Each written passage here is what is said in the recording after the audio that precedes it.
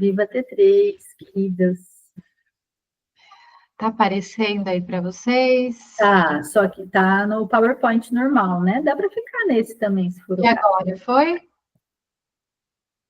Ainda não. Porque para mim já tá aqui. Tudo bem, então pode deixar nessa mesmo, não tem problema. Acho que eu também posso mandar esse material por mais, tá? Bom, gente, então, oficialmente, boa noite. Nós vamos para essa aula do Ciranda, da cura da criança interior. Esse é um tema que a gente já trabalha há bastante tempo e cada vez é uma pincelada nova, é entender um pouco mais, até da minha própria criança, tem direto reverbera, né, as coisas de entender melhor como que a infância é tão importante na nossa jornada, na nossa vida, e por que que ela determina muitas vezes o que está acontecendo hoje. E principalmente como eu saio desse padrão, né, infantil e venho de fato para esse adultecer, que é o que nós queremos, né? É a gente se tornar adulto, dono da nossa própria vida, que consegue dar conta das próprias coisas, que não está mais esperando alguém vir e resolver os nossos problemas, mas a gente já entende que nós estamos na vida agora para resolver as questões. E o adulto, ele também tem essa características, né, que ele entrega. A criança, ela é quem recebe, né? E o adulto é quem entrega. Então, também estar nesse lugar, como que eu entrego mais para o mundo, para a vida, como que eu saio da pessoa cansada, que vai se arrastando para os lugares, né? E vou com mais vontade, com mais harmonia, com alegria fazer minhas coisas. Então, esse é o objetivo do Ciranda, a cura da criança interior. Pode descer, Carol, por favor? Foi? Ainda não. Então eu não estou acompanhando a mesma tela que vocês. Espera aí. Aí foi uma. Aê, maravilha! Foi. Então, essa é uma foto de uma criança que passou aqui pelas nossas vidas, hoje é o Sérgio, foi um professor meu, e a gente colocou essa foto aí dele criança, porque ele era um. Aí, agora ficou preto. Aí deu. E aí ela traz a oração do primeiro setênio, que é do 0 aos 7 anos, do Rudolf Steiner, que é da onde a gente baseia essa aula que nós vamos ter agora, né? Então, essa aula é baseada nos estudos trazidos por Rudolf Steiner.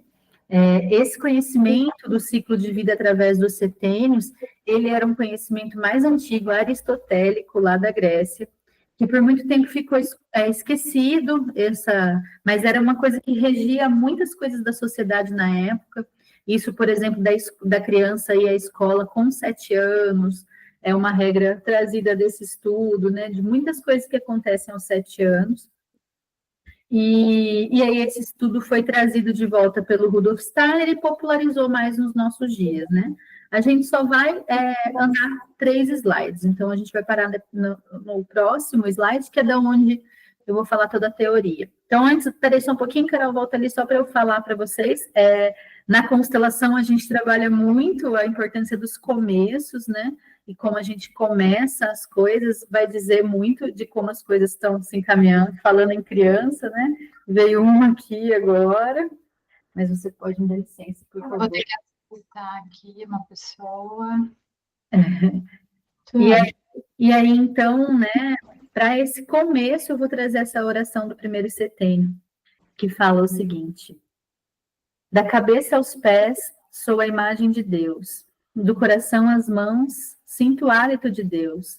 Quando Deus eu avisto em todas as partes, no pai e na mãe, em todas as pessoas queridas, no animal e na flor, na árvore e na pedra. Não sinto medo de nada, só amor a tudo que está ao meu redor. Rudolf Steiner, né?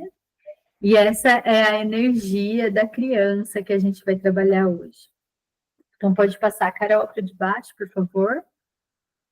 Bom, então, algum de vocês já viu isso, essa imagem, já sabe um pouquinho, né, sobre isso. Essa é uma imagem que é do ciclo de vida, considerado, né, o ciclo de vida da antroposofia, que é uma observação, não só da antroposofia, né, esse conhecimento, através dos setênios. Então, nessa abordagem, eles falam que a nossa vida, ela muda completamente de 7 em 7 anos, que a cada 7 anos a gente vivencia um ciclo específico do ser humano, né? Então, por exemplo, quando eu sou pequena, Thaís aí, que conhece os dos dentinhos, com tantos anos começa a nascer dente. Depois, com 7 anos, cai os dentes, já tem a troca de dente. Por que isso acontece? Porque eu sou humano e estou nesse lugar, né? Então, só porque a gente é humano, a gente passa por determinadas condições que todo mundo vai passar. Se não passar, é porque ou tem alguma coisa errada acontecendo no desenvolvimento, ou está muito adiantado, ou está muito atrasado, não é um bom sinal. O legal é que a gente passe por essas fases de desenvolvimento. E aí, qual é a primeira fase, né? Então, a cada 7 anos muda tudo. E o primeiro setembro é quem dá início, né, para tudo. E ele vai trazer o nascer físico. Então, o Steiner diz que nesse momento, assim que a gente nasce o nosso corpo. A gente viveu experiências, né, de renascimento, nasce o corpo. Mas os outros nascimentos vão acontecendo ao longo da vida também. Então, do 0 aos 7 anos, toda a energia de vida é voltada para o corpo da criança. Então, o neném nasce desse tamanho, né? Com 7 anos, ele já está desse tamanho. Ele fica 5 vezes maior. É uma ebulição muito grande biológica que uma criança passa. Então, você fica um tempo sem ver uma criança, por exemplo, quando você vê de novo, você fala, meu Deus, como cresceu, olha isso. Foi umas férias, as professoras falam isso, né? Volta das férias, estão tudo grande. Porque todo o movimento de vida é para o corpo. Como a gente já conversou, né? O primeiro ano todo é para a criança aprender a andar. Então, ela sai disso, para conseguir ficar em pé. E isso muda toda a perspectiva de vida dela. Depois do segundo ano, a gente aprende a falar. E o terceiro ano, a gente vai aprender a pensar, né? Então, ele diz que por volta dos 3 anos, mais ou menos, 2 anos e meio, 3 anos, a gente vai ter a consciência do eu. A gente nasce para o eu. E aí eu vou entender o que sou eu. É quando a nossa consciência nasce, né? Então, até então, eu só repito palavras que eu aprendi por aí. Tudo que eu faço é repetição. De repente, essas palavras começam a conversar dentro de mim e eu nasço, né? E é engraçado porque tem criança que recorda disso, assim, que tem uma clareza do eu. Tive um paciente, eu estava estudando isso na época e estava atendendo um menino que na época tinha 9 anos, e ele falou assim para mim numa conversa, ele falou, porque quando eu nasci de verdade, eu falei, como assim quando eu nasci de verdade? Ele falou, porque eu nasci, depois eu nasci de verdade. Eu falei, por favor, me conte mais sobre isso, né? Ele falou, eu teve o dia que eu nasci da barriga da minha mãe. Aí um dia eu estava no sofá da minha casa e eu caí do sofá e eu vi meu avô, e aí eu nasci. Aí eu fiquei tipo, mano, que incrível! É a prática vindo ao encontro da teoria, porque eu já tinha estudado sobre isso. Então, normalmente, a nossa primeira lembrança que eu vou ter na vida é o dia do nosso nascimento da consciência. Então, vale muito para a gente trazer na nossa memória qual é a primeira lembrança que eu tenho na minha vida. Qual é a primeira coisa que eu lembro? A minha memória tem uma imagem, né? A gente já teve gente nessa que falou, eu lembro da mamadeira. A minha primeira memória, né, quando eu fiz esse trabalho, a primeira coisa que eu lembro da vida era um dia, uma manhã, minha mãe trazendo a mamadeira e eu assistindo o desenho, e eu pensar, nossa, como a vida é gostosa. E eu lembro disso, né? Depois, estudando, eu descobri que essa é uma lembrança boa, porque ela vai trazer isso, o mundo é bom. Às vezes, a primeira lembrança da criança pode ter sido uma coisa traumática. Se a gente acorda isso muito cedo nela, né? Esse eu, ela também entra num lugar precoce. Então, memória, de fato, a gente começa a criar por volta dos 3 anos de idade. É raro quem tem memória de antes disso. Antes disso, a gente é muito mais inconsciente do que consciente, né? Então, normalmente essas memórias acontecem por volta dos 3 anos, e aí elas são meio que flashes, elas são sensações, às vezes. Ah, eu lembro de um cheiro, eu lembro de sentir tal coisa, né? Então, eu vou deixar essa tarefinha aí para vocês depois me contarem qual é a primeira lembrança de vida que vocês têm, que vem para vocês. Que provavelmente é aí que nasceu o seu eu. Ah, mas eu tenho muita dificuldade de memória. É trabalhar a nossa memória, né? O que a gente quer fazendo um curso é ficar mais inteligente, né? Todo mundo que entra num curso quer aprender mais, quer ficar mais inteligente, adquirir um conhecimento novo. Então, a gente também vai trabalhar a nossa memória diante disso, né? Nós temos recursos hoje para despertar memórias que estão adormecidas, porque está tudo guardado. Está tudo aqui guardado em algum lugar na nossa caixinha preta, né? Bom, então a gente nasce de corpo, somente de corpo até então, né? E a gente ainda não tem muito controle e muita noção dos sentimentos. Nós não sabemos ainda muito bem dos sentimentos. Então, nessa fase da vida, principalmente bebezinho, eu não tenho necessariamente os meus próprios sentimentos. Eu absorvo o sentimento daquela casa e de uma pessoa em especial, né? Então, nessa fase da vida dos 0 aos 7 anos, tem uma pessoa que é central, exclusivamente importantíssima na nossa vida. Vocês têm ideia de quem é esta pessoa? A nossa querida mãe, né? Então, a mãe é uma fonte de nutrição para a criança, não só nutrição física do mamar, muitas vezes, mas também como uma nutrição emocional. Então, o jeito que a sua mãe estava no período em que você era neném foram as primeiras emoções que você vivenciou. Não as suas próprias, mas as emoções da mãe, né? Então, nesse movimento, o que é importante que a mãe faça? Permita que o corpinho dessa criança, que é o movimento agora, é o corpo, que o corpinho dessa criança se desenvolva com segurança, né?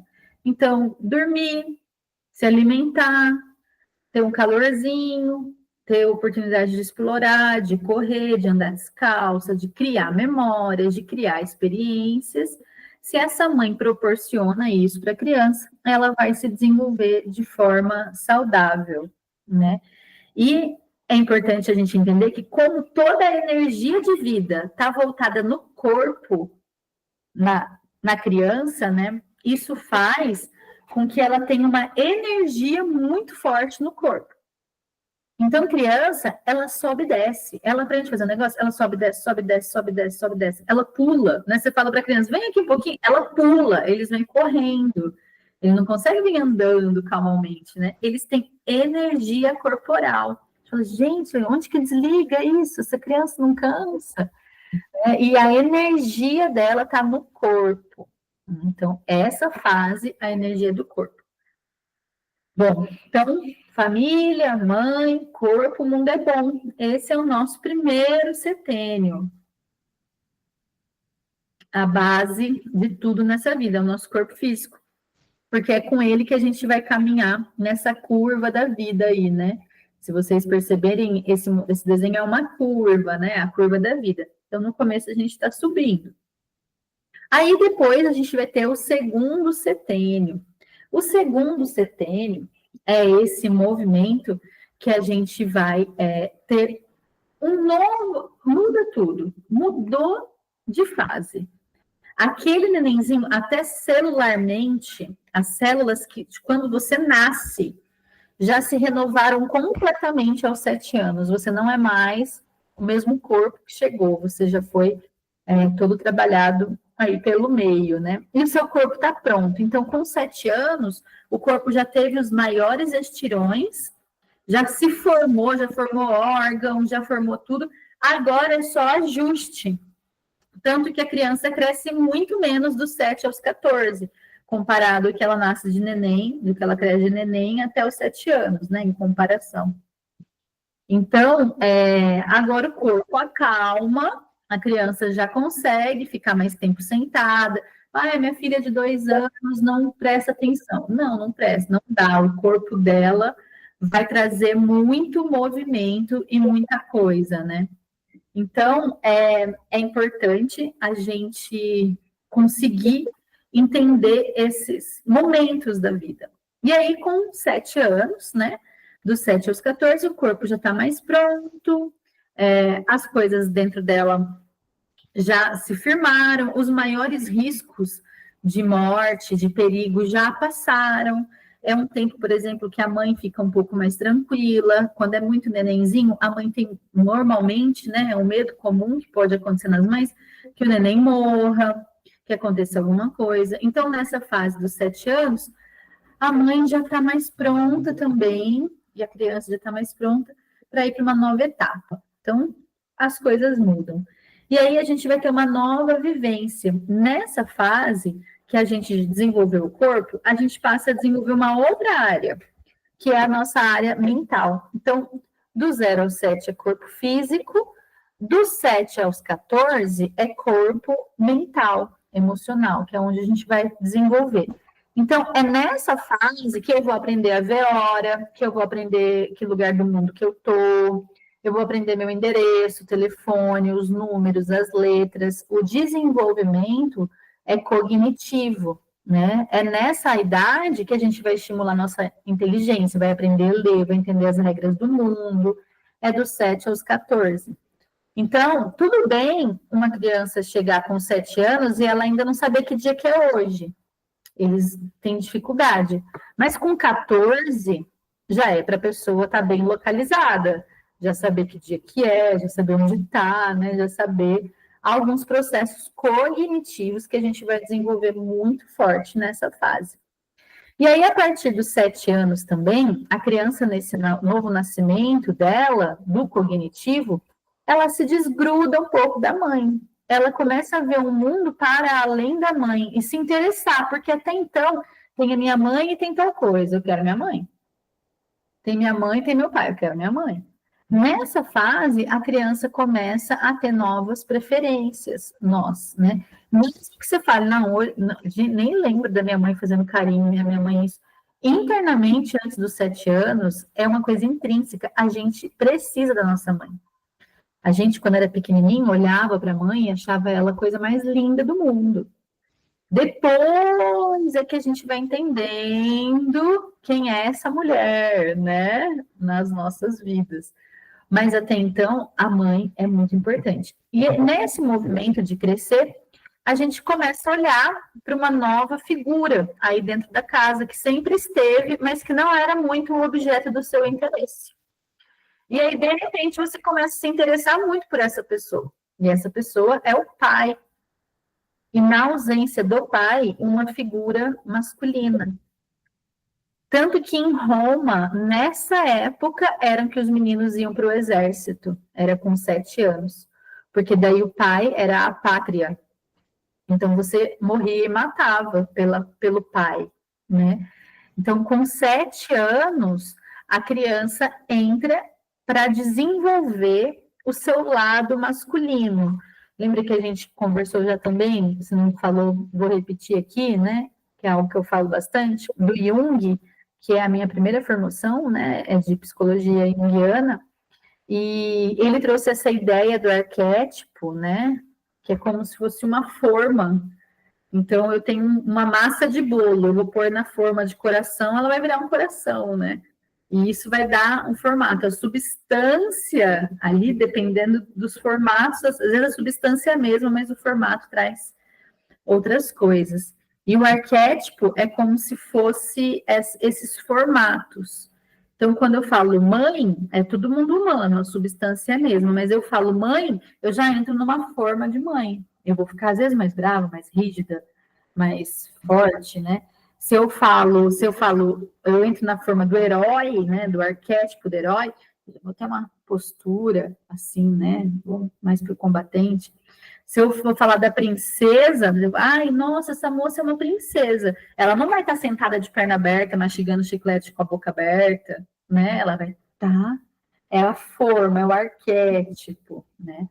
E dentro desses arquétipos, dentro dessa substância do bolo, né, existe o masculino e existe o feminino, como parte de todo mundo. Os homens vão desenvolver mais forte a forma deles, né, do masculino, a mulher mais forte do feminino, mas todo mundo tem as duas substâncias.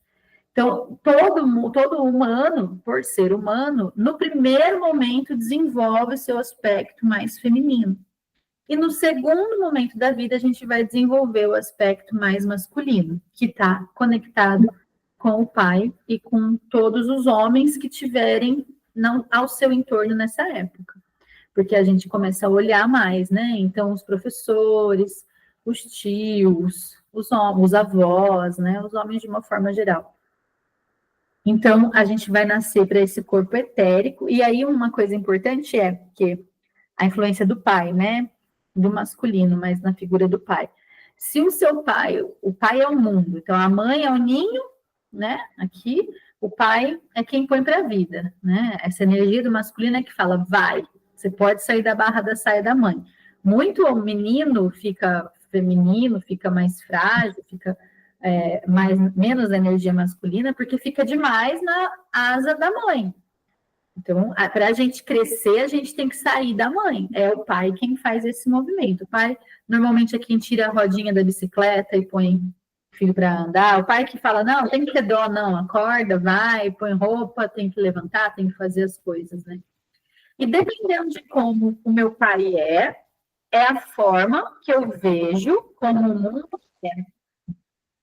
Eu vou repetir isso que é importante, né? A forma como meu pai é como muitas vezes eu acho que o mundo é.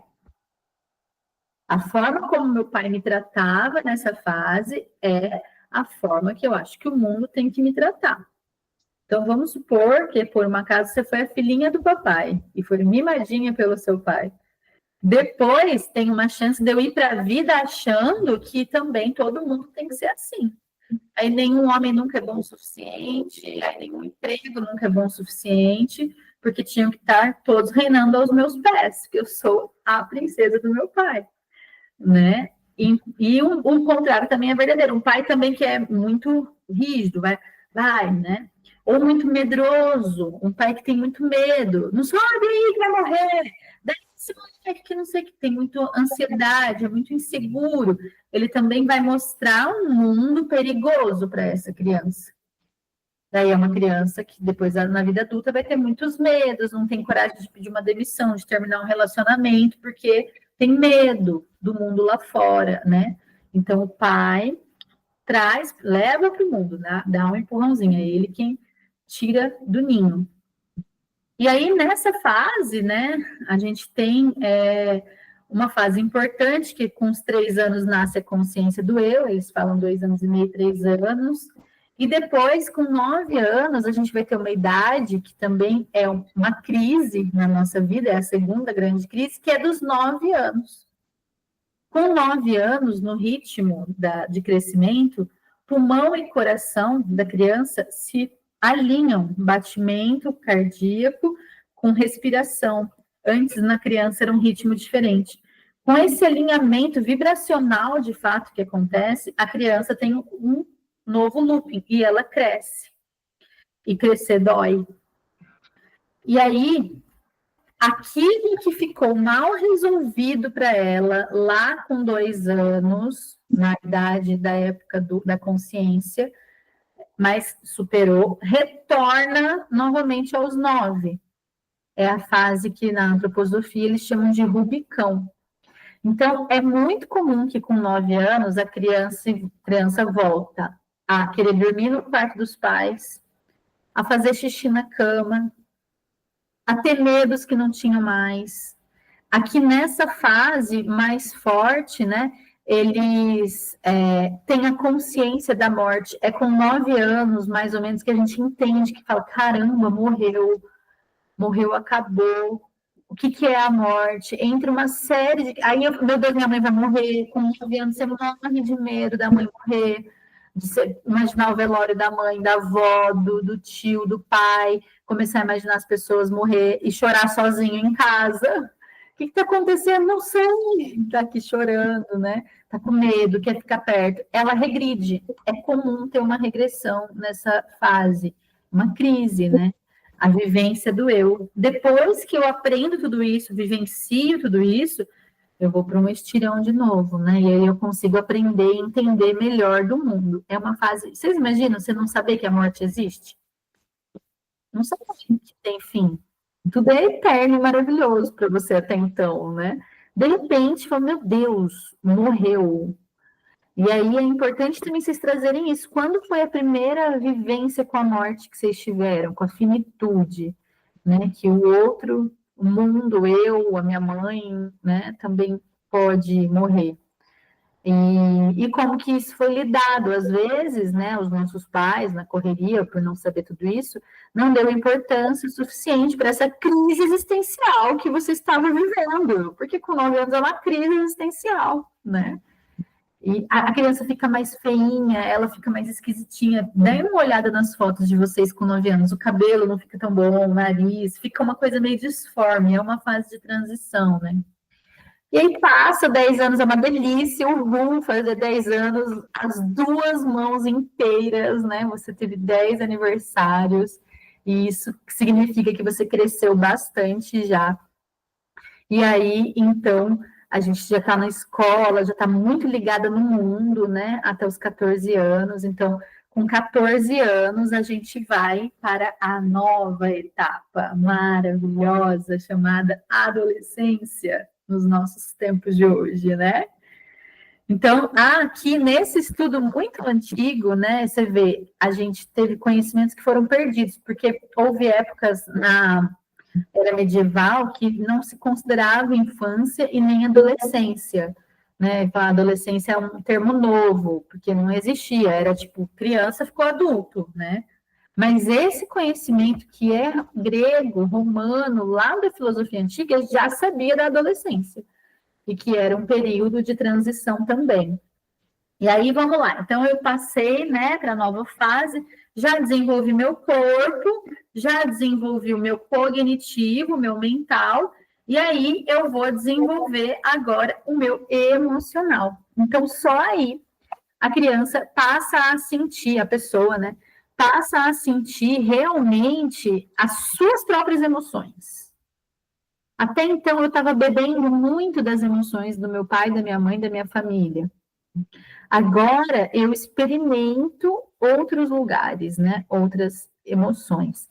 Então, o adolescente, até tem aquele filme muito bom, né? Que é o Divertidamente, o 2, que ela está entrando na adolescência e a torre de comando dela é toda reformada, né? Então, até então, ela só tinha 5 emoções, agora, de repente, é invadida por emoções novas.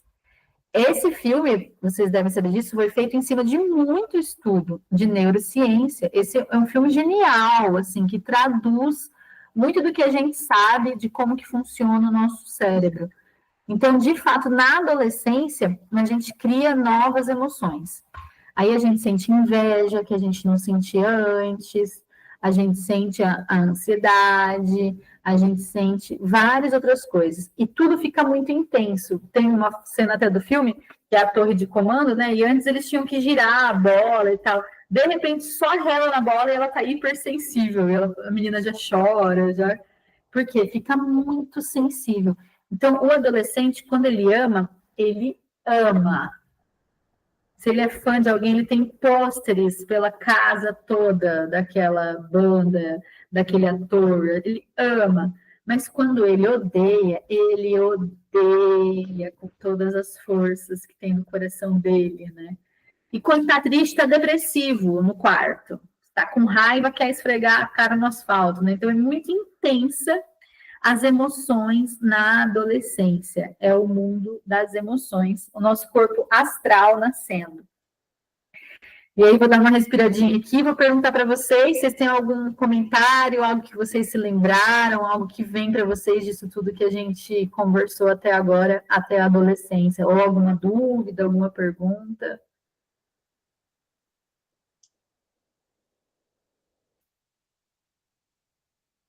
Nadinha, gente? Ninguém quer comentar nada? Ninguém lembrou de nada? Fala aí, Dani. Tá sem microfone. Oi, Mayara, Oi, Ju. Oi, Ju. Tipo assim, tudo que você tá falando agora, eu tô tentando puxar na memória, tô tentando, assim, sabe, fazer uma leitura da minha infância. Tá um pouco difícil, não sei se é normal, A mas memória mesmo? tô tentando, tô tentando assimilar isso. Eu tenho alguns flashes e tô aqui tentando entender, sabe? Tá bem legal esse negócio aqui. E quando você falou do primeiro setênio, eu lembrei uma coisa muito interessante. Eu tenho uma memória do meu primeiro setênio muito legal, que é toda vez que eu ia visitar o meu avô, por parte de pai, eu lembro que ele me pegava na janela do carro, na porteira do sítio, que ele morava num sítio. Então, isso daí é muito forte na minha lembrança. Muito, muito. Eu só consigo, eu devia ter uns 3, 4 anos quando isso acontecia. E isso é uma coisa que tem muito forte na minha lembrança. Que bom, E é é uma isso. diversão. Legal. É, pode ser que foi nessa fase que eu peguei, tomei a minha consciência, não sei, porque isso é muito forte para mim. Uhum.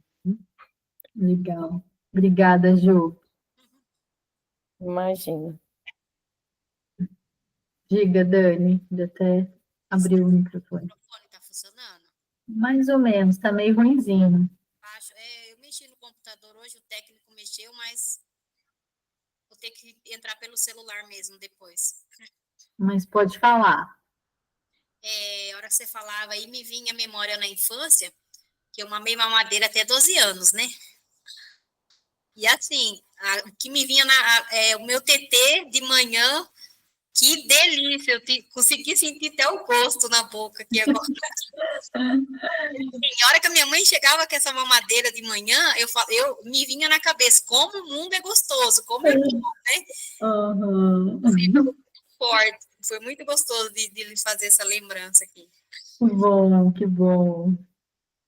Muito bom, Dani. É isso. Eu também mamei Mais na alguém? mamadeira até uns 10, 11 anos.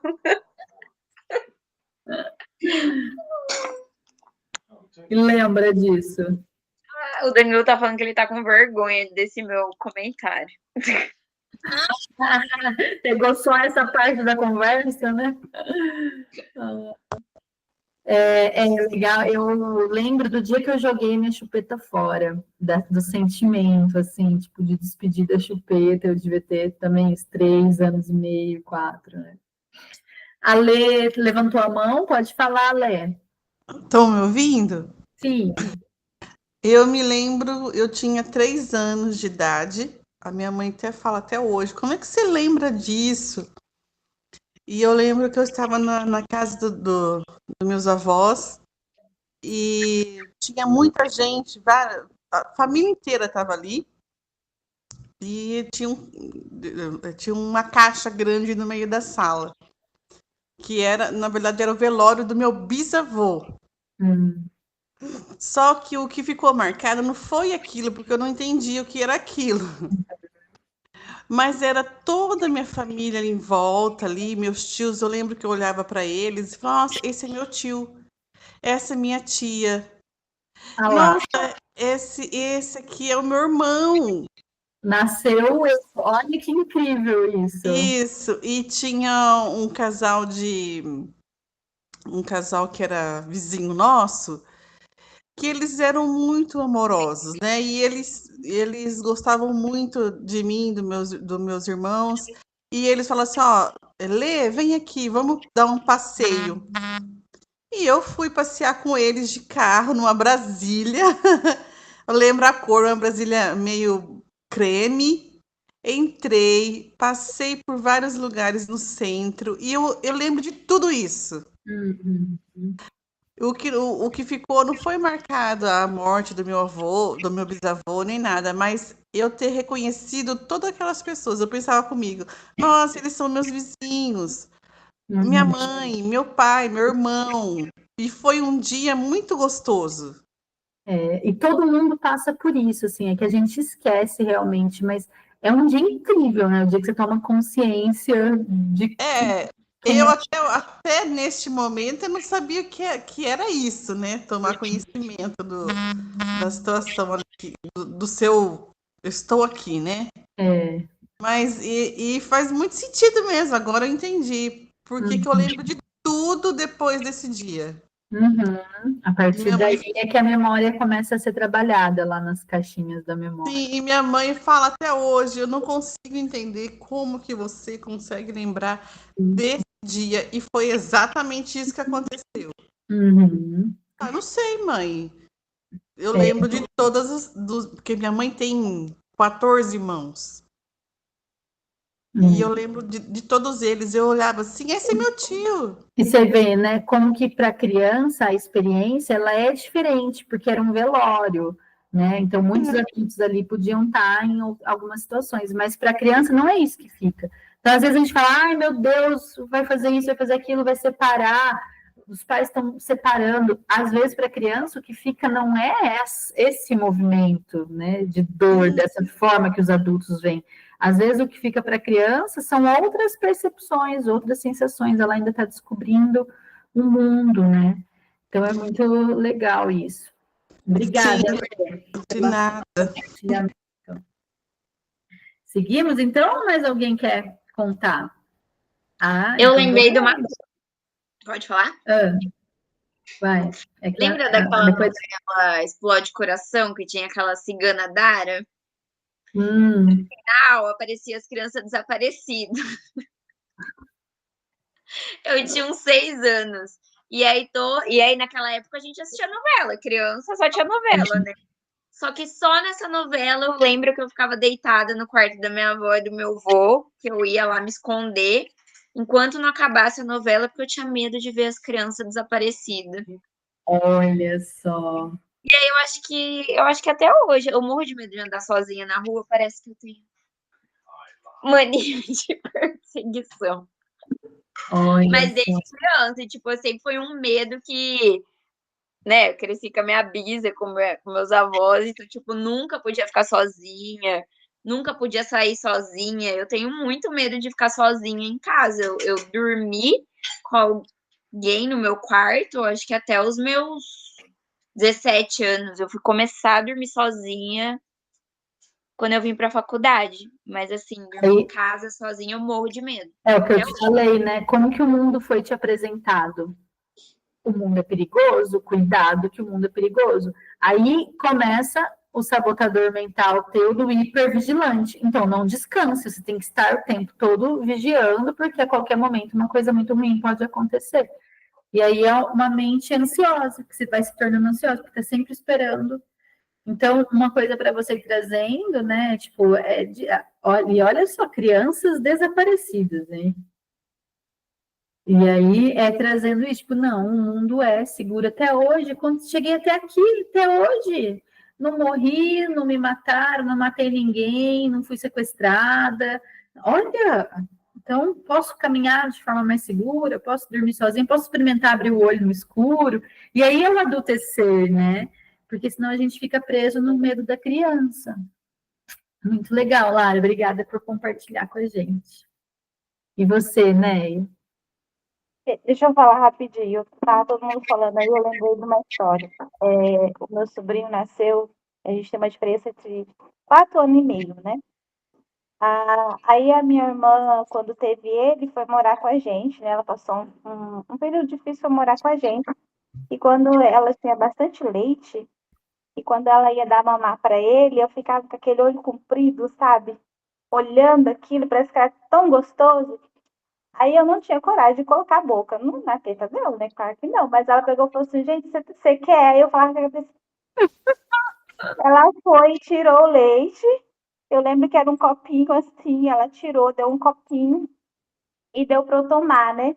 E eu tomei, gente do céu, que coisa horrorosa.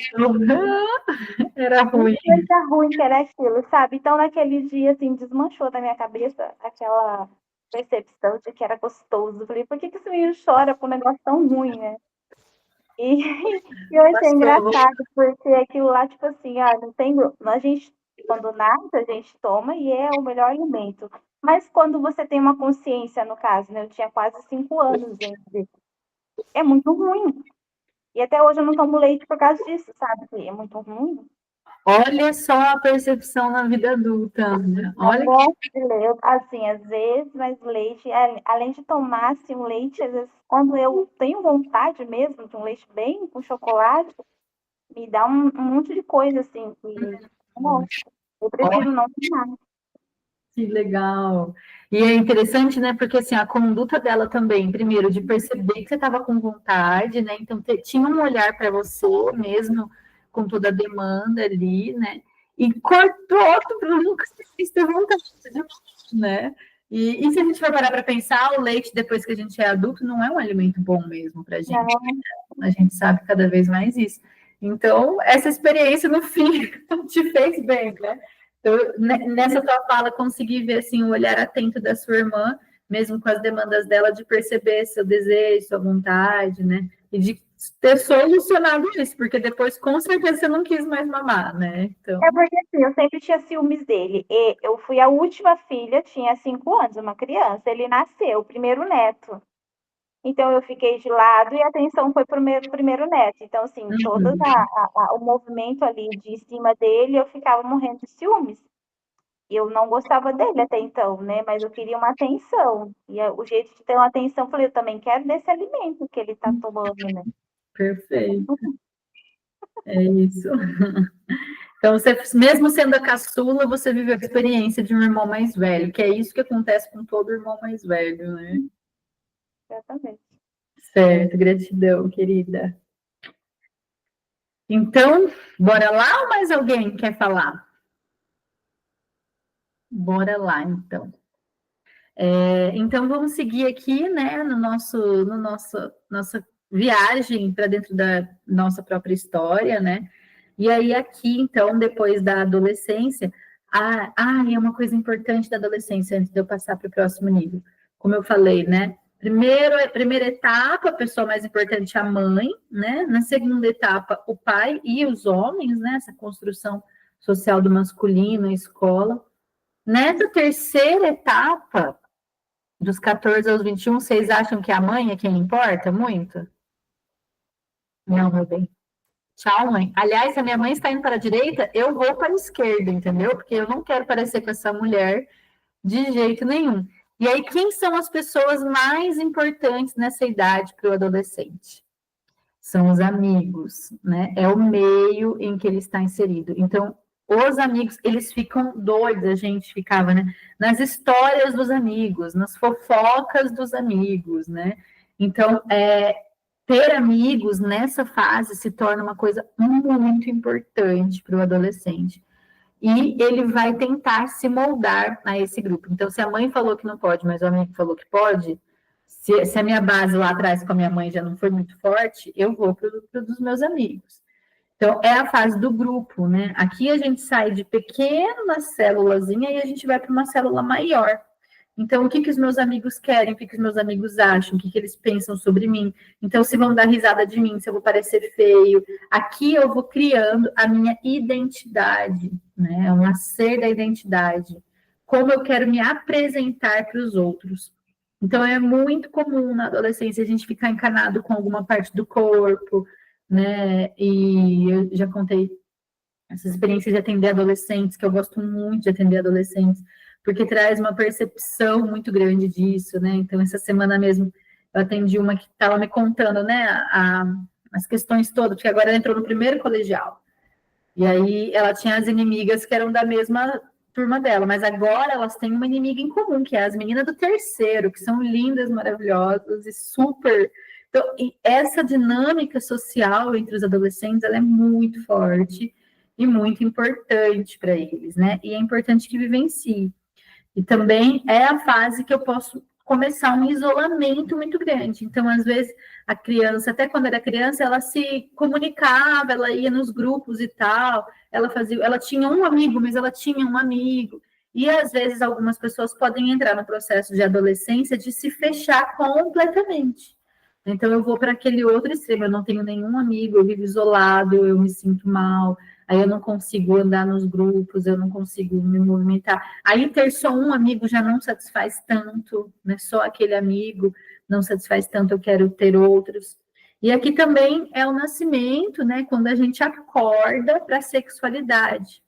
Então, só depois que o nosso corpo cresceu o suficiente, que a gente teve um desenvolvimento cognitivo, que a gente está lidando com as emoções, é que deveria ser acordado, né, essa noção maior da sexualidade. Quando isso acontece muito antes dos 14 anos, é considerado bem precoce, tipo a menina ou o menino que com 12, 13 perde a virgindade, não é o adequado para a idade, né? Então, hoje já se sabe disso. Eu atendi um caso recentemente de um homem, né, que tinha uma questão sexual que ele queria tratar, e aí a gente foi conversar e tal, como é que foi a primeira vez dele, e ele tinha sido abusado. Hoje a gente sabe que a palavra é essa, que como homem não é usado assim, mas ele tinha uma babá que começou a estimular ele desde os 11 anos. Então, com 12, ele já tinha uma vida sexual super ativa. Isso é crime, né? Assim, tipo, mas era uma mulher fazendo com um menino. Ele tem hoje uma vida adulta e ele tem um problema sério com sexualidade por conta de uma primeira vivência lá atrás, né? Então, todos esses processos, o ideal é que não seja nem muito tardio, nem muito adiantado. A gente fala, mas é bom ser superdotado. É sim, pergunta para o superdotado como que é bom ser um gênio no meio de um monte de burro. Que delícia que é viver essa experiência, principalmente na adolescência, né? Que aí eu não me encaixo em lugar nenhum. Então, a gente consegue ver muito bem essas ordens do amor do Bert Hellinger, né, sendo trabalhadas aqui, como a hierarquia, o equilíbrio de troca, e aqui o pertencimento. Então, o Bert ele tem uma frase que diz que, para o ser humano, pertencer é mais importante do que sobreviver. Pertencer é mais importante do que sobreviver. Então, às vezes, para pertencer em grupos, a gente se coloca em risco. Mesmo que isso vá colocar a minha vida em risco, para pertencer, para ter o sentimento de pertencimento, que é algo que inconscientemente a gente busca, e muito mais forte nessa fase, eu posso, inclusive, me pôr em risco. Por isso que a adolescência é uma fase perigosa, né? Quando a gente trabalha a adolescência, tem um conto de fadas, que também é uma outra área que o Jung estudou bastante, né? A mitologia dos contos de fada. E o conto de fada da adolescência é da Chapeuzinho Vermelho. A Chapeuzinho Vermelho, quando vocês forem fazer trabalhos terapêuticos, a Carol, que tem trabalhos com mulheres, né? Quando quiser trabalhar a adolescente, despertar da sexualidade e tudo mais, a Chapeuzinho Vermelho é um excelente conto para trazer vários aspectos. Primeiro porque, né, a Chapeuzinho Vermelho, a mãe dela fala para ela, não vá pela floresta, porque lá tem um lobo. Ela faz o quê? Ela vai na floresta. Ela quer encontrar o lobo. É ela que vai atrás do lobo, a Chapeuzinho Vermelho. Não é o lobo que aparece no caminho. Ela vai na floresta sabendo o que ela poderia encontrar, né? E ela encontra com o lobo. E depois com o caçador, né? Então, a adolescência é uma fase para a gente caminhar a nossa floresta escura. É natural que isso aconteça, que eu queira romper, é saudável, que eu queira romper as regras, que eu queira caminhar um caminho que a minha mãe falou para eu não caminhar. Qual é o problema, né? A Chapeuzinho Vermelho consegue sair da barriga do lobo. Tem gente que fica preso na barriga do lobo para sempre. Tem gente que não sai da adolescência nunca mais. Tem coisas que a gente vai fazer na nossa adolescência que a gente vai carregar para o resto das fases da vida. Tem coisas que a gente vai achar sobre a gente na adolescência e fez pactos. Eu nunca vou ser igual a minha mãe, como eu fiz, né? Escrevi numa agenda em todas as páginas. Eu odeio a minha mãe, em todas as páginas da agenda. E ela achou essa agenda, quando a raiva já tinha passado ainda por cima. Então, essa é uma fase que se os pais deram uma boa base, a criança vai para o mundo, mas ela tem para onde voltar. Mas se aqui o mundo já não foi muito bom, do 0 ao 7 não foi muito belo, a chance de eu ir para essa verdade do mundo e acabar encontrando outro, pode ser pessoas muito boas, eu posso sair de um movimento familiar doente e ir para um grupo da igreja, um grupo de estudo, um grupo de ciência que me leve para um lugar muito melhor, mas também pode ser um grupo de um traficante, um grupo de criminalidade, um grupo de usuário de droga. Então, é uma fase, né, que o trabalho dos pais ainda não acabou, apesar dele não ser o principal que aparece aí, né? Mas, enfim. E aí, aqui, na adolescência, né? Então, a gente teve lá a crise dos 2, a crise dos 9, e aí, na adolescência, a gente vai ter a crise dos 16 anos, porque de 7 em 7 anos, não sei se vocês estão percebendo, a gente também tem crise, inclusive na vida adulta, viu, minha gente?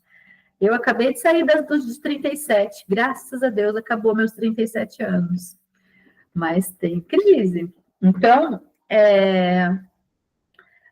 na adolescência, a gente sai, né? Então, quando sobrevivemos bem, passamos. E o que acontece, por exemplo, né? Eu vou falar disso ali na frente, mas eu acho que é legal. Se eu, como adolescente, não vivi a minha adolescência. Eu casei muito cedo, eu fui mãe muito cedo, eu tive responsabilidade muito cedo, eu não tive amigo, eu não saí com ninguém, tal. Beleza. Tudo bem, segui o baile. Mas nesse movimento desse estudo, existe algo que eles chamam de espelhamento. A gente está num círculo, certo?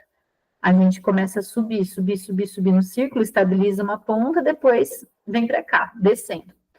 Quando, na curva, né? Quando eu chego aqui nessa parte, essa parte vai espelhar essa parte. Vocês estão conseguindo me ver fazendo esse movimento? Então, tipo, é uma curva da vida. Então, esse final espelha como foi no começo. E aí, o espelhamento da adolescência vai ser lá nos 42 para os 49 anos, que é a chamada crise da meia-idade.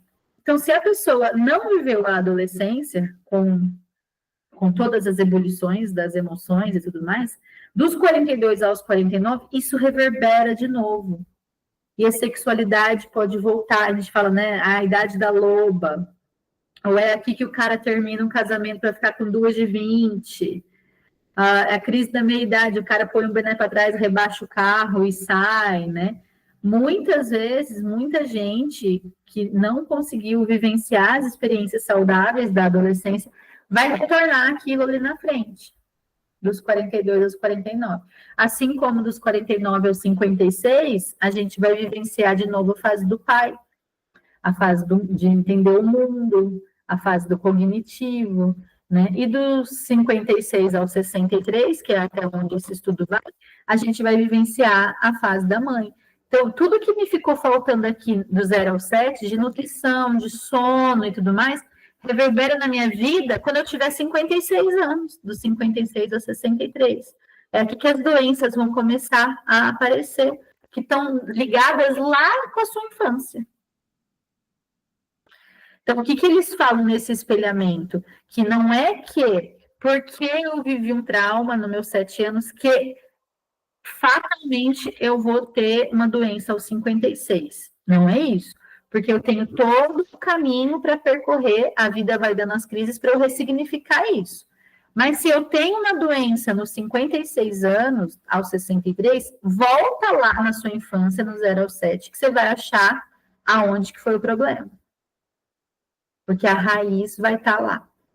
Então, é esse movimento de espelhamento. Então, se eu tenho uma questão muito forte dos meus 49 aos meus 56 anos, volta lá dos 7 aos 14, que a questão vai estar lá.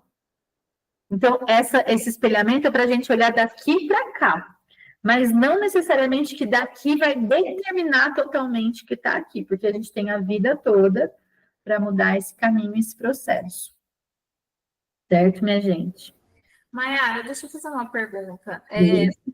Você usa desse espelhamento para quando a pessoa vai fazer uma constelação, por exemplo, ou não? É uma coisa que simplesmente brota da constelação? Uso bastante.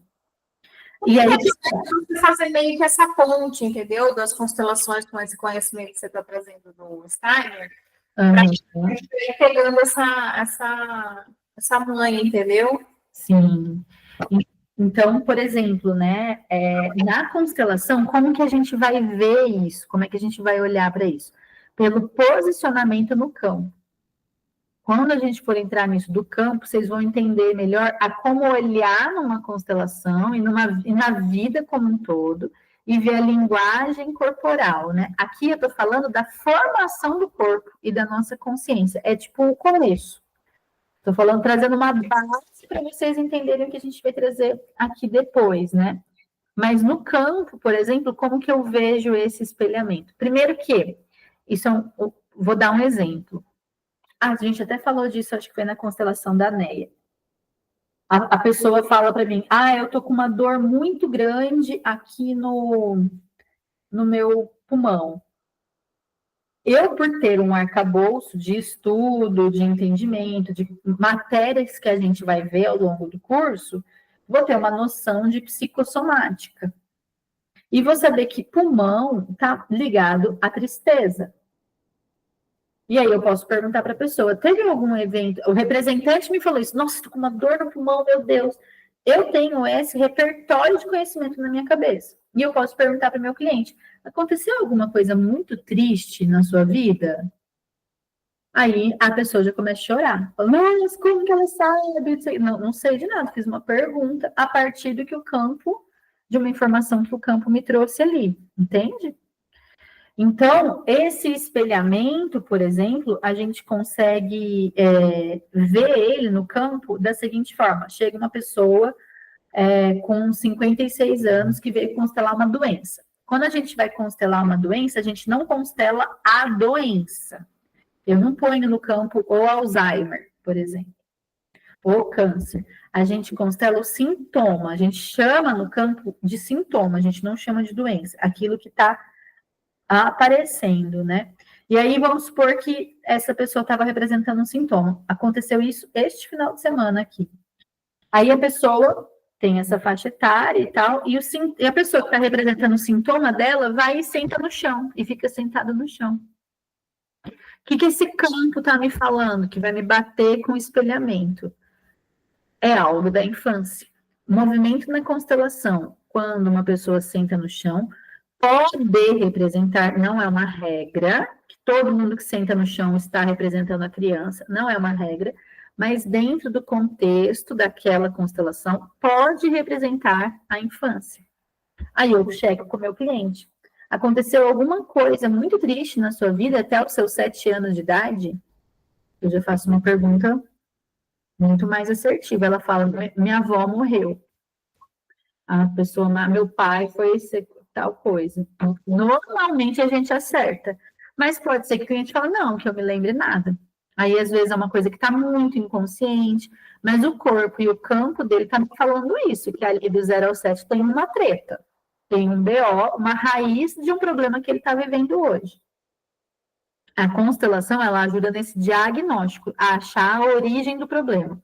Então, eu estou com um vazamento na parede, estou de verdade, né? Aqui. Aí o encanador veio aqui hoje, achou o vazamento, era na privada. Ele não tem que consertar a parede da minha casa. Ele tem que consertar a privada. Porque senão a parede vai continuar dando problema. Então, na constelação e nesse conhecimento, quando a gente volta para a infância, a gente está indo na privada, na fonte do vazamento. E às vezes é uma sensação, como alguém, né, falou, a Lara, eu acho que falou, né? Pode ser uma sensação de medo, o vazamento está ali. O mundo é inseguro, aí eu não me relaciono direito, aí eu fico doente, porque o medo causa doenças, né? Um medo muito exagerado. Então, aí eu vou lá na constelação com os representantes e coloco alguém para representar a mãe dela e abraçar ela e falar o que eu falei para ela. Olha só, você cresceu e deu tudo certo. Eu nem precisava daquele medo todo. Eu agora libero você de sentir esse medo. E essa imagem e essa força gera, basicamente, nela uma nova imagem de que agora eu posso confiar, de que agora o perigo passou. E aí isso faz com que a postura dela e a doença dela, consequentemente, melhore. Entende? Então, esse conteúdo aqui, primeiro, é para trazer para vocês repertório, para quando vocês verem uma constelação, né, vocês saberem qual é a... Porque isso, como eu falei, é um caminho humano, não é o caminho da Nayara, da Thaís. Então, assim como com 7 anos cai o dente, assim como com 13 anos menstrua, tem uma quantidade de tempo ali e aqui, mas essas fases da consciência vão acontecendo mais ou menos para todo mundo na mesma época. E a questão dos 28 aos 35, ele espelha o quê? Os 28 aos 35 não está espelhando. Vamos chegar lá? Então, vamos na fase que a gente está querendo, né? Da vida adulta, para entender hoje em dia. Eu vou acelerar aqui. Então, dos 21 aos 28, finalmente, né, crescemos, temos 21 anos, e aí agora nem pai, nem mãe, nem amigo. Agora nasce dentro da gente uma vontade de eu. Eu quero saber o que eu gosto, o que eu não gosto. Até então eu fiz o que meus amigos queriam, o que meus pais queriam. Agora eu vivencio o mundo e a gente cria mais forte uma identidade dos 21 até os 28. Ainda é uma fase de muitas emoções, que a gente quer pular de paraquedas, acampar com todo mundo, fazer coisas meio malucas, ou casar e viver coisas muito fortes. Aí o casamento é bem intenso e tudo mais. Dos 21 aos 28, tipo, rola emoção, ainda é uma fase de muita emoção, mas já é emoção, assim, mais dentro do eu consigo separar melhor os outros, eu consigo me afastar da minha mãe, de fato, eu consigo me afastar, eu vou para a minha própria vida, para a minha própria jornada. Então, eu vivencio o mundo, mas ainda eu sou muito ligado às sensações. Então, tipo, pode estar um casamento que todo mundo fala maravilhoso, dá uns faniquitos, se eu não sinto mais amor por aquela pessoa, eu separo, eu enfrento, eu faço coisas, porque eu estou muito na sensação dos 21 aos 28. E aí, aqui, ó, perceba na curva, a gente subiu, agora a gente está andando reto. Aqui vai dar um tempo dessa estabilizada, que é a fase adulta, que é essa fase que cá estamos, né? Que vai dos 21 aos 42, porque eles falam que depois dos 42 começa a descer a curva, né? Não tem mais jeito, né, Dani? Aí a curva começa a descer. Mas existe um outro processo que, então, vocês podem ver, né? Que tem essa curva que faz assim, e vocês percebem nessa imagem que tem uma curva que é para o alto, que elas se entrelaçam. Aqui, segundo o Steiner, essa curva do azul, ela passa na nossa vida a partir dos 21 anos. A gente não consegue ter isso antes dos 21, que é essa consciência, essa alma mais intuitiva, né? E aí, quando o nosso corpo físico começa a cair, se a gente pegou o impulso dessa alma, a gente sobe a curva, a gente não desce. E aí vira aquelas pessoas que ficam mais velhas, ficam melhores do que elas eram antes, elas ficam mais legais, elas ficam mais bonitas, elas ficam mais interessantes, né? E mesmo com a decadência do corpo físico, mas a minha alma vai para a sabedoria. E aí eu estou muito melhor hoje do que quando eu tinha 14, 21, que eu estava no auge do meu corpo, né? Então, essa curva azul, ela é muito importante, ela vem nos 28, nos 21. Nos 28 a gente está bem aterrado nela, né? Aí o que acontece? Os 28 aos 35 anos. Basicamente, essa é a nossa fase do trabalho. De repente, vira uma chavinha e eu resolvo que eu vou trabalhar, de fato. E a gente coloca muita da nossa energia no trabalho nessa época. Então, é uma fase que, tipo, tem que virar à noite, tem que fazer 12 horas, 14 horas, termina um negócio, faz outro negócio. Eu vou, eu faço, eu trabalho, eu quero construir o meu lugar no mundo. É a fase que a gente começa a querer ter casa própria, que começa a querer ter dinheiro guardado. Essas coisas da matéria passam a ser importantes, coisa que antes eu não ligava tanto. Agora eu tenho que pagar imposto, porque se não pagar imposto eu tenho que pagar multa, agora eu tenho que pagar juros, agora eu tenho que organizar meu dinheiro.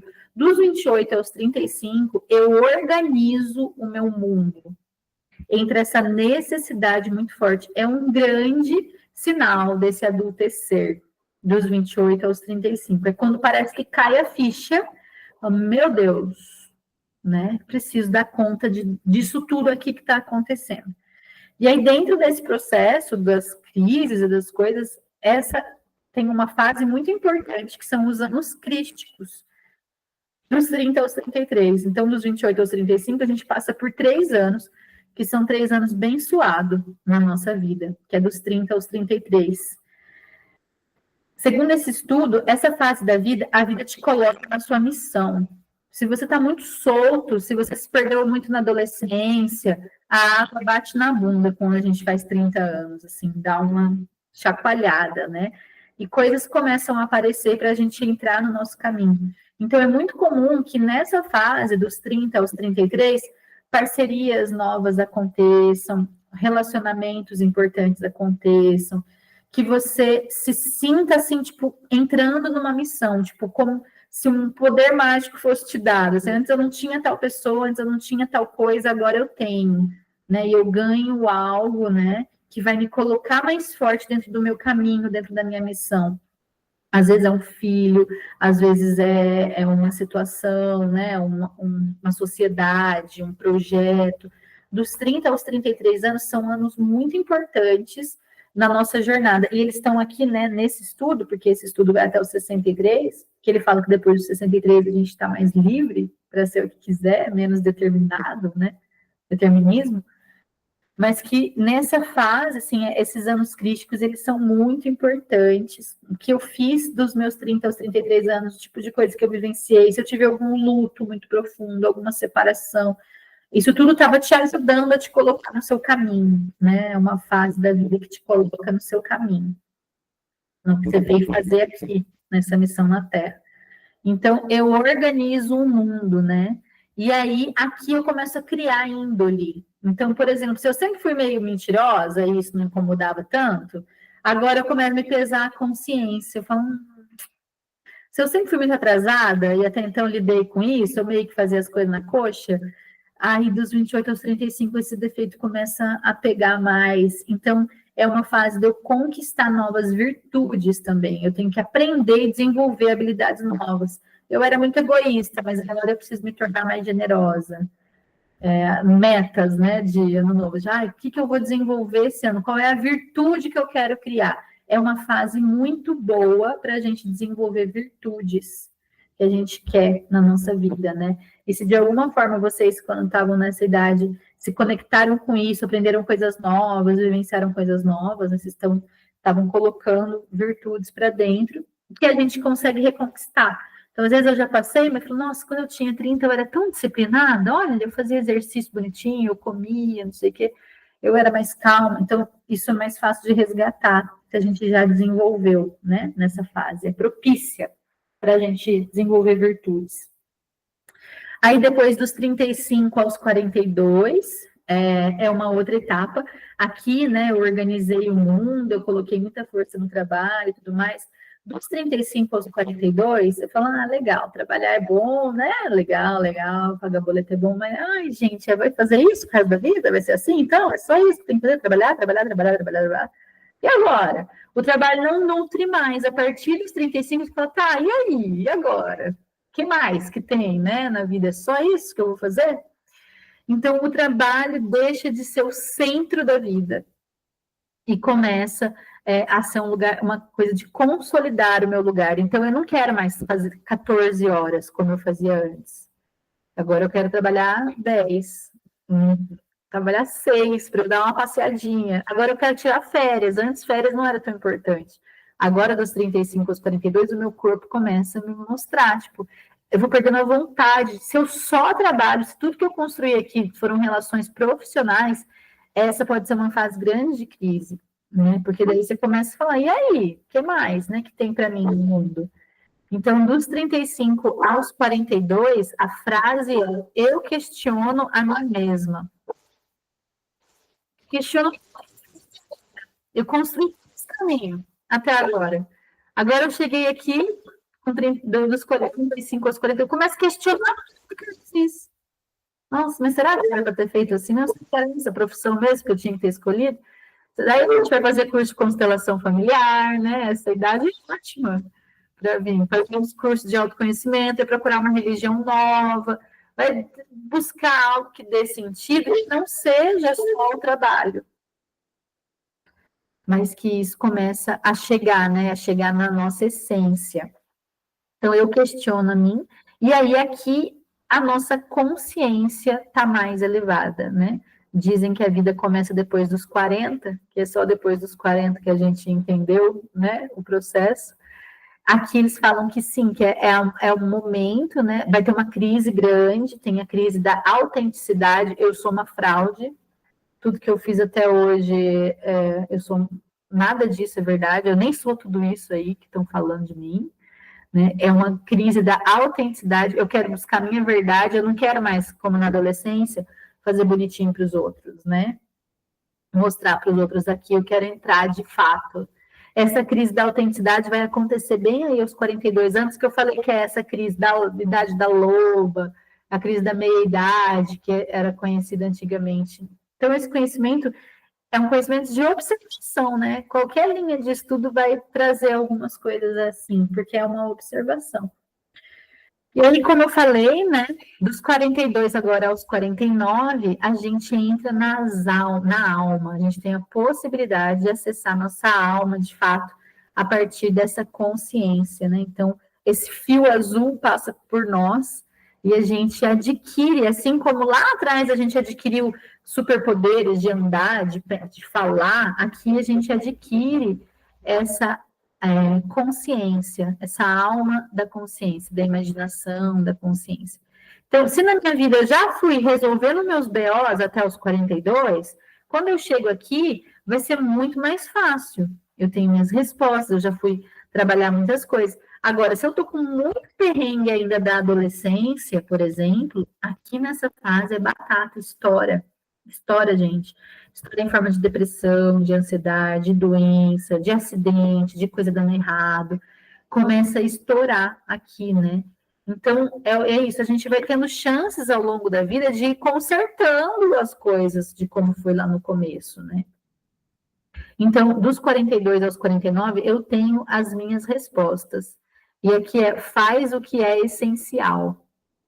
Aqui pode acontecer dois movimentos. Ou eu fico, de novo, muito aberto, quero receber amigo em casa, porque eu estou muito voltada para adolescência, eu terminei um relacionamento, eu quero ir para festa, quero ir para balada. Como pode acontecer uma fase de muita reclusão. E aí, tipo, eu não quero mais eu fazia Natal para todo mundo, agora eu não quero mais fazer Natal para ninguém. Para ficar o povo vindo aqui falando, reclamar, não tenho mais paciência. A Dani tá aí, tipo... Porque, tipo, agora eu quero fazer o que é essencial, entendeu? Quer, não quer, tchau. Não quero mais, não estou mais tão preocupada em pertencer a este grupo. Isso, se você já foi trabalhando, você já trabalhou em si, né? Que é pertencer às suas células, ao seu corpo, à sua vida, que você já pertence, não precisa mais fazer nada para tentar pertencer, você já pertence à sua família, à sua vida, né? Então, a gente está mais no famoso foda-se, né? Já ligou o botãozinho aí um pouco mais. Então, dos 42 aos 49, eu já tenho as minhas próprias respostas, faz o que é essencial. Aí, dos 49 aos 56, eu tenho novos valores. Aqui é quando a gente faz... Aqui, normalmente, acontece a menopausa na mulher e a andropausa no homem, né? Então, toda aquela atividade sexual que nasceu lá na adolescência agora se acalma cada vez mais, e essa energia sexual que antes era muito voltada para os órgãos genitais, para o pênis e para a vagina, agora elas se espalham pelo corpo. E a sexualidade também se ressignifica nessa idade, dos 49 aos 56. Então, o que é da alma passa a ser mais importante do que só o que é da matéria, né? Então, essa energia sexual se dissipa pelo corpo todo. E, às vezes, nessa fase, os toques, as coisas mais sensíveis, pode ser até mais importante do que o sexo, a companhia e tudo mais. Muitas mulheres vão passar por questões hormonais e como é que chama? De útero, né, nessa fase. Então, também vai estar muito conectado com o seu masculino, com o seu feminino. E aqui faz o que é necessário, né? Então, eu já não tenho mais tanto tempo para perder. Já bate um pouco essa consciência. Eu já estou descendo a curva da vida. O meu corpo já está me mostrando. Então, agora eu tenho que fazer o que tem que ser feito, né? Eu faço o que é necessário fazer. Aí, essa fase dos 49 aos 56 é conhecida como a fase da sabedoria.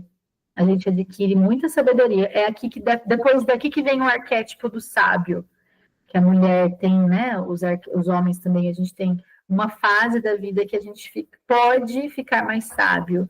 É aqui. Nas antigas comunidades era anciã, que todo mundo ia se consultar, ia perguntar como é que era, como é que não era e tudo mais. E aí, depois dos 56 aos 63, a última fase, é a fase da alma intuitiva, a fase mística, né? Então, eu tenho uma nova missão. E aí, aqui, para muita gente, principalmente antigamente, era o fim de algo, né? Mas hoje em dia, com a nossa expectativa de vida, é um novo começo, é como se a gente começasse nesse círculo outra vez. E aí, agora eu tenho uma nova missão.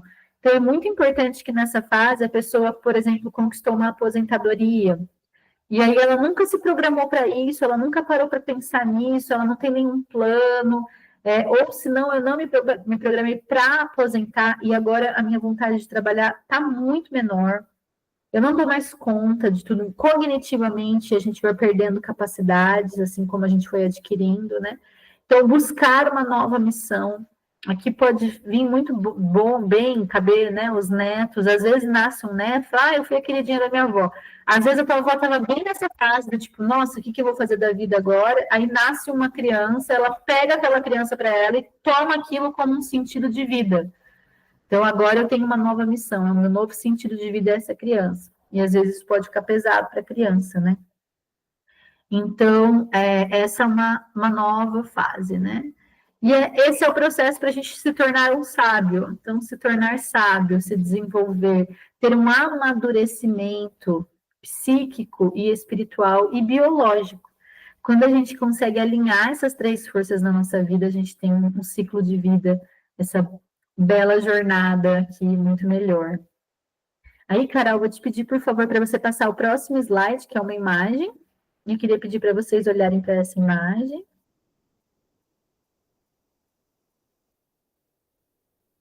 Que descreve um pouco, né, esse ciclo de vida.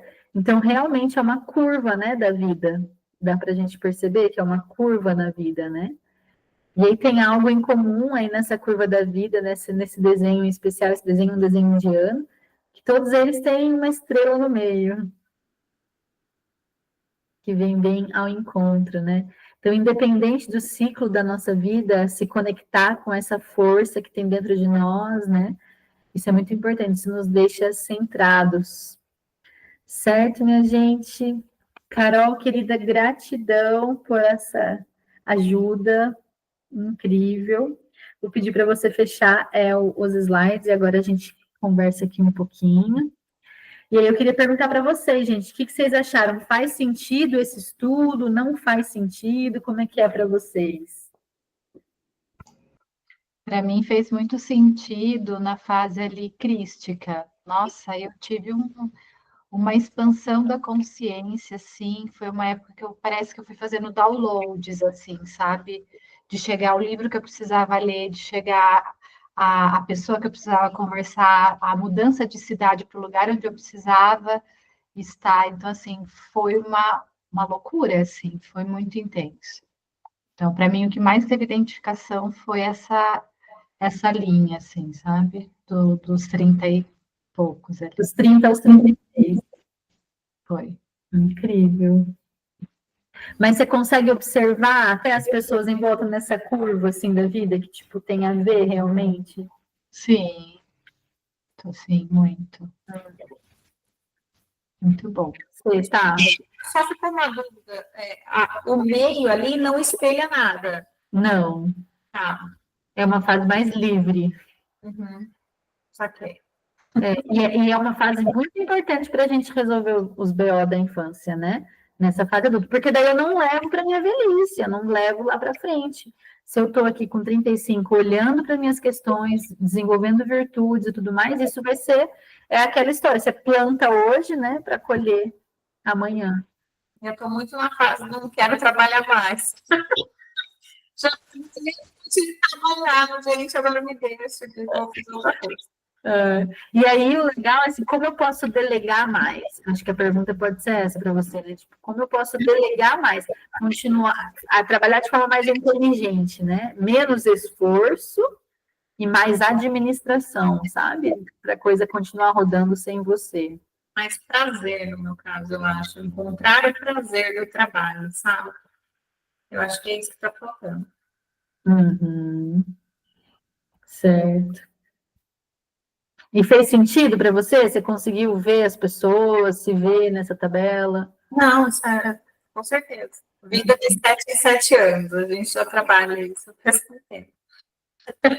Legal. Alguém tem alguma dúvida ou algum comentário? Pode. Agora é uma hora que a gente pode trocar aqui um pouquinho. Ô, Maiara, Oi. espera só um minutinho que só vou pegar o livro que eu tô lendo, que você vai ver o que você falou. Espera lá. Tá. Deve estar aí pertinho.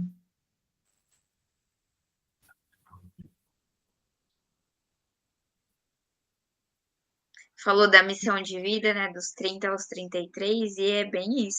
E foi dos 30 aos 33 que eu conheci a aldeia. Que bom! E que trouxe a gente até aqui hoje, né? Você acabou de ver, né? Fechar esse ciclo. Que bom. Deixa eu te fazer uma pergunta pessoal, Mayara. Como assim as pessoas te procuram para constelar? É uma coisa 100% das vezes relacionada, não 100%, mas assim, a maioria das vezes relacionada à ferida da criança? A pessoa Nada. chega com essa questão. Não, sim. A pessoa vai chegar falando, minha ferida e tal. Mas assim, algo que ela não consegue transpor hoje na vida dela por conta dessa ferida. Muitas vezes pode estar relacionado. Então, vamos supor, tipo, a pessoa, qual que é o tema principal de terapia? É relacionamento. Relacionamento chove na terapia. Tô com problema. Você tem um problema de relacionamento muito sério, todas as áreas da sua vida ficam abaladas. A segunda causa é dinheiro profissional. Então, muita gente procura porque não dá certo na carreira, porque não faz o que gosta, porque eu estou cansado do meu trabalho, porque eu não gosto mais isso, né? E aí, normalmente, essas duas coisas são fontes de pai e mãe. Pai muito relacionado a relacionamentos, como eu me relaciono no mundo, porque é aquilo que a gente falou, eu no mundo, sou eu com a relação com meu pai. Mãe, muitas vezes relacionada ao dinheiro, porque ela é a nutrição. O dinheiro é a nossa nutrição da vida adulta, é o nosso TT da vida adulta. Então, se eu estou com muita questão com a minha mãe, muita coisa travada com a minha mãe, é como se tivesse entupido ali a minha veia do dinheiro. Então, eu trabalho a relação dela com a mãe e vai melhorar a vida dela financeira. Eu trabalho a relação dela com o pai e vai melhorar a vida emocional. Não é uma regra, todo mundo é assim, porque na constelação e na linha que eu trabalho é o fenômeno. Então, eu trabalho com o que se apresenta na minha frente. Então, às vezes eu posso, a Thaís chegou, falou que é trabalho, então quer dizer que é a mãe. Não necessariamente. Às vezes é um problema de hoje, naquela idade crítica, às vezes é um problema de algum trauma, de alguma traição. Mas o que a gente observa na vida? As experiências, elas são espiraladas. Tanto que a gente fala às vezes tua mãe passou por um negócio, aí você está passando por esse negócio, a tua filha está passando por esse negócio, são espirais. Então, muito dificilmente, uma coisa que você está passando é a primeira vez na vida que você e sua família estão passando. Então, às vezes, no passado, a gente já encontra os próprios recursos para você sair desse buraco que você está hoje. Buraco, né, que a pessoa está vindo buscar. Então, na constelação, em específico, não é sempre que a criança aparece. Olha lá, a criança aparece, isso é um fenômeno, entendeu? Aí a criança aparece falando o olho. Dá uma que a mamãe está terminando. Olha lá, você viu a família inteira. Então, não é sempre que a criança vai aparecer, né? Mas na terapia, com a psicologia, eu necessariamente vou olhar vou perguntar pelo menos da infância da pessoa. E vou trazer algumas coisas nesse aspecto, né? Porque é a base da nossa formação, da nossa identidade.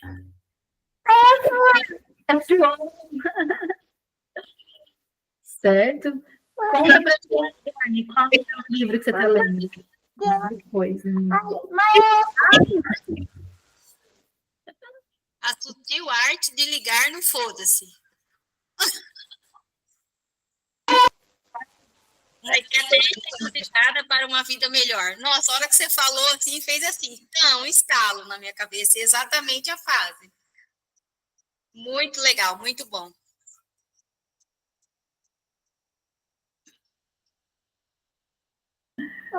Muito bem, gente. Lá vem a criança, chega pedindo para ficar quieta, mas fica aqui, mamãe. Não fica com ideia, que senão eu vou dar uma esguichadinha aí. Gente, mais alguma coisa? Ficou alguma dúvida? Eu sei que a Thaís está com bastante dúvida sobre o campo mesmo, né? De como fazer uma constelação, como que aquilo acontece.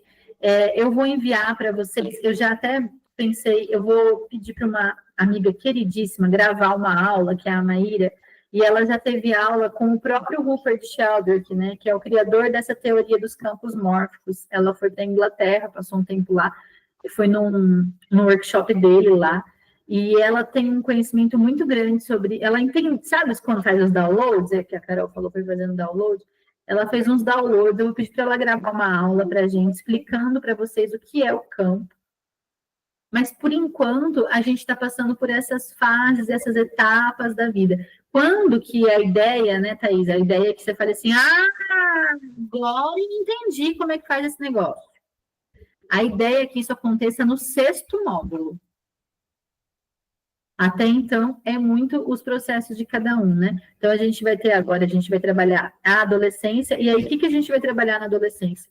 A identidade de si, quem eu acredito que eu sou, o que eu quero fazer. Às vezes, você está preso em coisas que você falou para você de quando você era adolescente, e que hoje em dia não faz mais a menor ideia, porque você nem tem mais aqueles amigos, nem vai mais naquela escola, mas você ainda está presa no nariz que você achava horrível, ou alguma coisa assim muito dura que você foi com você mesmo, né? Também como é a idade que a gente começa a vida sexual, às vezes se você teve algum trauma relacionado à sexualidade lá naquela fase, isso pode estar influenciando sua vida sexual hoje em dia. Então, tem muita coisa aí na adolescência, que é uma caixa preta também, né? Tem coisa que a gente faz que se arrepende, né? Tem coisa que a gente não quer nem lembrar que fez. E tem coisas que a gente não fez. E aí, às vezes, fica uma vontade muito grande, tipo, parece que eu faço, e não estou vivendo a vida, não estou vivendo as experiências. Tem gente que chega também com essa questão do, nossa, eu sinto que eu não estou vivendo a minha vida, que eu estou no superficial. E isso está conectado também com a nossa adolescência. Depois disso, a gente vai para o módulo de vida amorosa, né? Relacionamentos. Então, por que a gente trabalha relacionamentos? Porque, primeiro que isso para o homem, né? O homem é um ser social. Então, a arte de se relacionar com as pessoas de uma forma geral vai fazer muita diferença na nossa vida. Então, eu saber lidar. Hoje, por exemplo, eu fui atender a minha cliente, né? Um cliente dela mandou um WhatsApp metendo o fumo nela, falando que ela era antiética, que ela era não sei o que, que ela era não sei o que lá. E ela chegou nervosa e ela saiu da sessão plena. Ela falou, nossa, inteligência emocional é isso. Como que uma pessoa que está com um problema X fala um negócio que me influencia, que muda completamente meu dia? Como que eu lido com isso? Como que eu não deixo isso me abalar? Como que eu me relaciono com os outros, né? Tá bom, Larinha, até mais, querida. E então, esse módulo de relacionamento diz muito. E também, então, é um aprendizado de se relacionar. E também, a gente, às vezes, tem questões, né, na nossa vida relacional, de hoje por questões passadas. Então, um ex-relacionamento que não está muito bem resolvido dentro de você, algum parceiro que você passou e que ficou uma energia solta ainda na sua vida. Então, a gente trabalha tudo isso, é um módulo bem legal. Aí a gente vai ter o módulo da vida profissional e financeira. Tá bom? Como que o dinheiro, olha lá, o TP e o dinheiro. Então, como que o dinheiro, né, flui na nossa vida e tudo mais. E aí, depois, a gente vai para o eu terapeuta. Aí vocês vão ter mais clareza e entendimento do que de fato é uma constelação, como que você vai poder ganhar dinheiro com isso, ou como que você vai trazer isso na sua própria prática, que você já trabalha, mas dá esse boom. Porque o módulo do eu terapeuta é para você entender que dentro de você nasce, se você já não tem, nasce, vai ficar mais forte ainda o terapeuta. E aí é na nossa briga interna, não é lá fora. É na minha criança com o meu adulto. Então, é o adulto bravo, minha criança brava, como que eu tenho dentro de mim as vozes. E aí eu não preciso mais ficar procurando terapia, porque eu já encontrei meu terapeuta interior. E aí, a partir do meu terapeuta interior, eu também posso desenvolver muito melhor as terapias com alguém. E aí, depois desse módulo, que é o 6º, daí no 7º, vocês vão aprender a fazer a constelação com os bonequinhos, com os objetos, vocês já vão treinar, vocês vão constelar e tudo mais. E aí, no estágio, a gente faz um dia, esse final de semana foi esse dia da turma 2, dia inteirinho antes de preparação, de treino, todo mundo treina, todo mundo se constela, um constela o outro, é super legal, é um dia muito gostoso. E aí, a gente vai para o estágio oferecer o nosso serviço de fato, né? E aí, o estágio é remunerado, os clientes pagam. Convido vocês, dia 8 vai ter o estágio da turma 2, vocês são muito bem-vindas, tem passagem livre, né? Não pagam para vir conhecer o estágio e ver os alunos constelando. Quem quiser constelar também é um precinho especial e tem supervisão o tempo todo, né? E aí, depois a formatura, que a gente vai lidar com os fins, com os ciclos, com os lutos. Então, todo esse curso foi baseado naquela imagem que vocês viram, né? Desde a gente sair de bebezinho até o final. Como que a gente pode lidar com a nossa vida? É como se fosse um mapa, né? E agora vocês vão ter mais clareza desse mapa. Certo, minha gente? Todas bem, então? Gostaram de ter aula online? Eu gostei também, me senti mais pertinho, com saudade. Eu quero deixar esse convite para vocês, viu? De estarem aqui quando puderem, né? De virem mais vezes. Agora a gente vai começar alguns eventos, eu vou mandando para